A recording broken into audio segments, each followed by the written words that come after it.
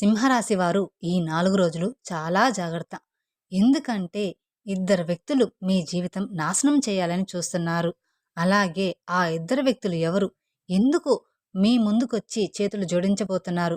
వారు మీ జీవితాన్ని ఎలా నాశనం చేయాలి అనుకుంటున్నారు? అలాగే మీకు రాబోయే 4 రోజుల్లో మంచి శుభవార్తలు కూడా వినే అవకాశాలు కూడా ఎక్కువగానే కనిపిస్తున్నాయి. అలాగే అసలు ఆ ఇద్దరు వ్యక్తులు ఎవరు? ఏం చెయ్యబోతున్నారు? అనే విషయాన్ని తెలుసుకోవాలంటే వీడియోని ఎక్కడా స్కిప్ చేయకుండా చివరి వరకు చూడండి. అప్పుడే మేము ఏం చెప్తున్నామో మీకు పూర్తిగా అర్థమవుతుంది. అలాగే మొదటిసారి మీరు మా ఛానల్ చూస్తున్నట్లయితే మా ఛానల్ సబ్స్క్రైబ్ చేసుకొని నన్ను సపోర్ట్ చేయండి. ఇక వివరాల్లోకి వెళ్లే ముందు అసలు ఆ ఇద్దరు వ్యక్తులు ఎవరు?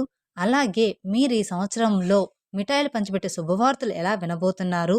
మొదటిగా ఇక్కడ మనం ఈ సింహరాశి వారి గురించి, వారి మనస్తత్వం గురించి మాట్లాడుకోవాల్సి ఉంటుంది. ఆ తర్వాత మీ శత్రువులు ఎవరు? అలాగే మీ జీవితంలో రాబోయే శుభవార్తలు ఏంటి? అనేది కూడా క్లియర్‌గా తెలుసుకుందాం. ఇక వివరాల్లోకి వెళ్తే సింహరాశి అనేది రాశిచక్రంలో 5వ రాశి. ముఖ నక్షత్రం 1, 2, 3, 4 పాదాలు, పుబ్బా నక్షత్రం 1, 2, 3, 4 పాదాలు, ఉత్తరా నక్షత్రం 1వ పాదానికి చెందినవారు ఈ సింహరాశి పరిధిలోకి వస్తారు. ఈ సంవత్సరం ఈ విశ్వావసునామ సంవత్సరంలో సింహరాశి వారికి ఆదాయం అనేది 11, ఖర్చు 11, రాజయోగం 3, అవమానం అనేది 6. అలాగే ఈ రాశి వారికి కలిసొచ్చే అదృష్ట సంఖ్యలు 1, 3, 6, 8, 9. అలాగే అదృష్ట వారాలు ఆదివారం, మంగళవారం, శుక్రవారం, సోమవారం, శనివారం. ఈ వారాల్లో కానీ ఈ తేదీలో కానీ ఏదైనా పని స్టార్ట్ చేశారంటే మాత్రం వీరికి అదృష్టం అనేది వరించబోతుంది. అలాగే స్టార్ నంబర్ అనేది 1. ఇక ముందుగా వీరి మనస్తత్వం గురించి తెలుసుకుందాం. ఈ రాశివారు ఎవరైతే ఉన్నారో రాశి చక్రంలో ఏవైతే 12 రాశులు ఉంటాయో ఈ రాశి అన్నిటిలో కూడా ఎంతో ఓర్పు అలాగే సహనం కలిగిన రాశి జాతకులు ఎవరు అంటే మాత్రం ఈ రాశి వారని ముఖ్యంగా చెప్పుకోవచ్చు. అలాగే వీరికి సహనం ఓర్పు అనేది కోల్పోతే మాత్రం వీరికి కోపం కూడా ఒక ప్రళయం అని చెప్పుకోవచ్చు. ముఖ్యంగా ఈ రాశి వారికి వీరిపైన వీరికి నమ్మకం అనేది ఉండదనమాట. అంటే వీరు పక్క వాళ్ళని ఎంత ఎక్కువగా నమ్ముతారో వారిని మాత్రం వారు నమ్ముకోరన్నమాట.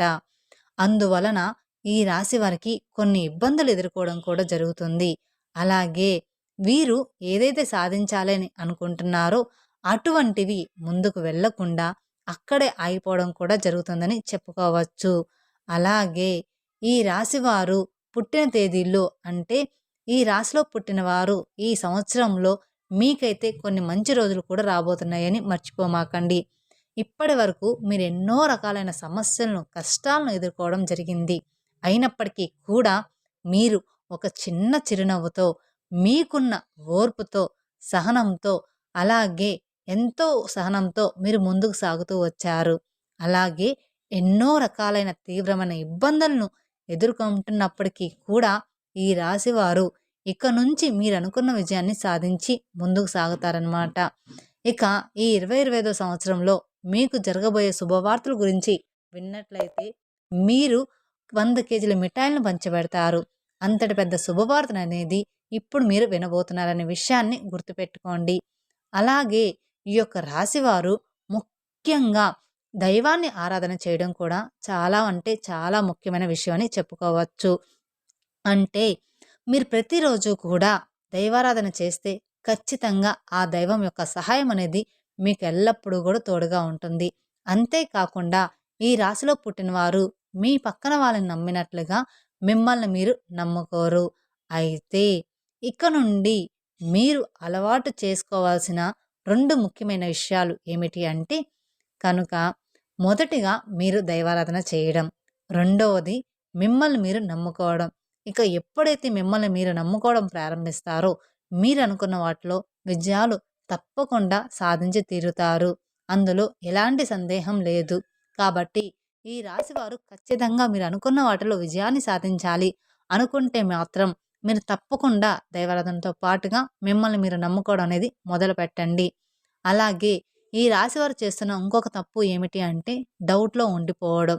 అంటే మీలో మీరు సందేహపడిపోయి ఉండిపోవడం. అంటే మీరు దైవారాధన చేసిన తర్వాత కూడా అమ్మో! ఇది జరుగుతుందో లేదా అనే సందేహాన్ని వ్యక్తం చేస్తూ, ఆ సందేహాన్ని మీ మనసులో పెట్టుకొని పనులు చేస్తూ ఉంటారు. ఇలా చేయడం ద్వారా మాత్రమే మీరు ఎన్నో రకాల ఇబ్బందులనేవి ఎదుర్కోవాల్సి వస్తుంది. కాబట్టి ఇక నుండి మీరు నమ్మకంతో దైవాన్ని కూడా నమ్మడం మొదలుపెట్టండి. అదేవిధంగా మిమ్మల్ని మీరు నమ్ముకోవడం కూడా